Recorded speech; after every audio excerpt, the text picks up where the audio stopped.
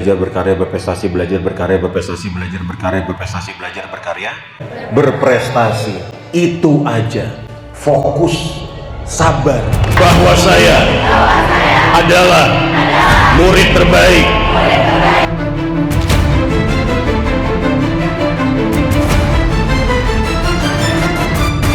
Berubah.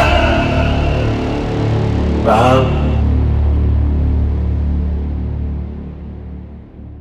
Baik teman-teman semua, hari ini kurang lebih 2 jam ke depan kita akan sama-sama belajar dengan tema materi kita bye-bye mager ya, atau yang masuk kepada saya bagaimana menjadi santri yang produktif ya di masa-masa Anda menjalani aktivitas pembelajaran di boarding school ini.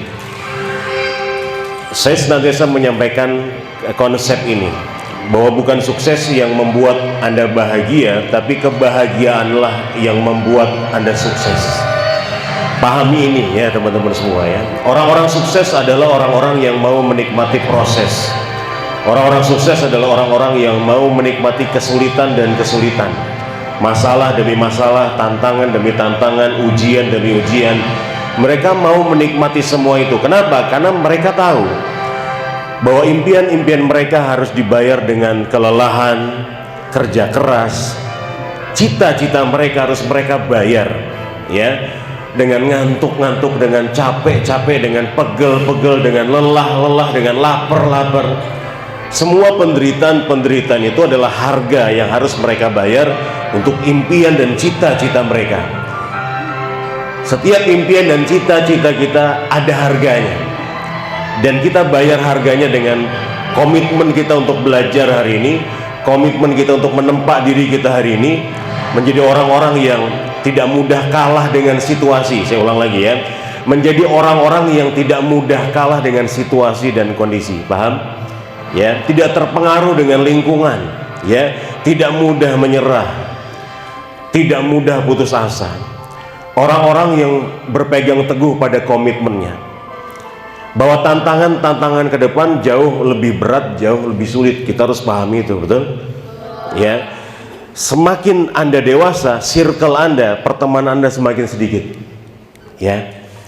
Kenapa teman-teman semua? Karena masa-masa inilah masa-masa Anda ya sedang membangun jati diri Anda, sedang mencari dan menemukan jati diri Anda sesungguhnya.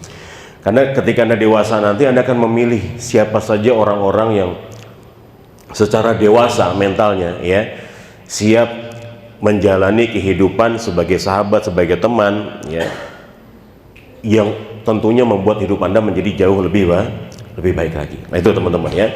Jadi konsep ini harus dipahami, bahwa bukan sukses yang membuat Anda bahagia, tapi kebahagiaanlah yang membuat Anda sukses. Kebahagiaan itu apa? Kemampuan untuk menikmati setiap rasa dalam hidup ini. Saya ulang lagi ya. Kebahagiaan adalah kemampuan Anda untuk menikmati setiap rasa dalam hidup ini.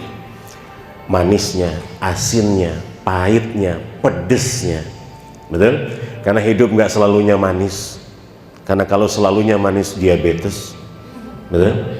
Hidup nggak selalunya asin, karena kalau selalunya asin, darah tinggi. Hidup nggak selalunya pahit, karena kalau selalunya pahit, asam urat. Hidup nggak selalunya pedes, karena kalau selalunya pedes, buang-buang air ya. Itu teman-teman ya. Jadi ada banyak rasa dalam hidup ini. Jadi hidup nggak selalunya senyum dan tertawa, kadang juga sedih dan menangis. Jadi biasa aja, jangan kayak orang nggak pernah hidup ya. Kalau kita udah hidup, jangan jadi orang yang norak, jangan jadi orang yang norak menjalani hidup ya. Kenapa sih gua harus sedih?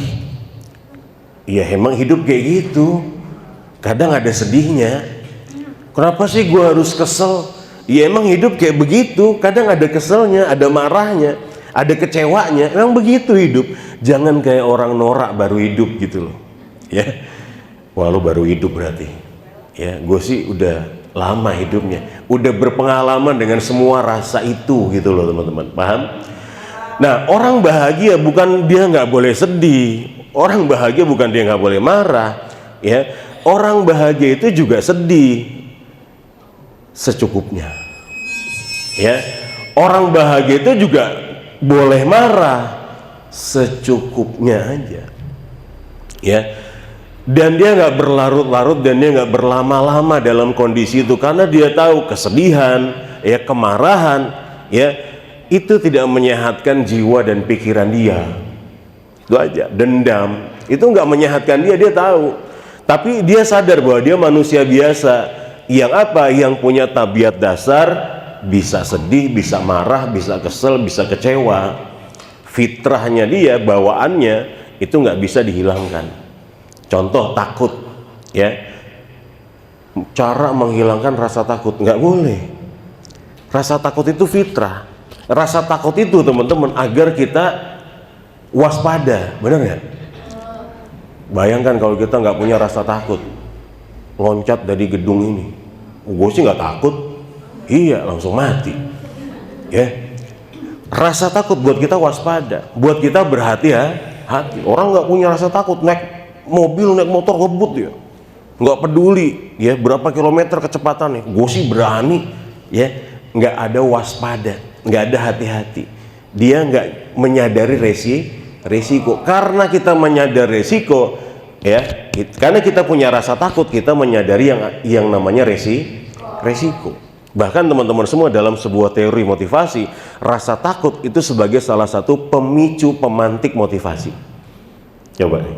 Kenapa sih kamu semangat banget belajarnya? Gue takut nggak sempet bahagian orang tua gue takut nggak bisa buat orang tua gue bangga sama gue takut. Lihat, paham ya? Lo kok ibadahnya rajin banget sih? Gue takut nanti masuk neraka, gue takut nanti nggak bisa nolong orang tua gue di akhirat, gue takut. Lihat, ketakutan ya dalam salah satu teori motivasi itu justru bisa jadi pemantik motivasi, teman-teman. Ya, dan begitulah memang ya Allah menciptakan surga dan neraka sebagai apa? Pemicu ya motivasi. Kenapa? Karena dasarnya manusia menghindari kesengsaraan, penderitaan, mengejar kenikmatan. Benar nggak teman-teman? Ya, Anda pasti menghindari yang namanya penderitaan dan kesengsaraan, Anda mencari yang namanya kenikmatan dan kebahagiaan, betul nggak? Nah, itu manusiawi.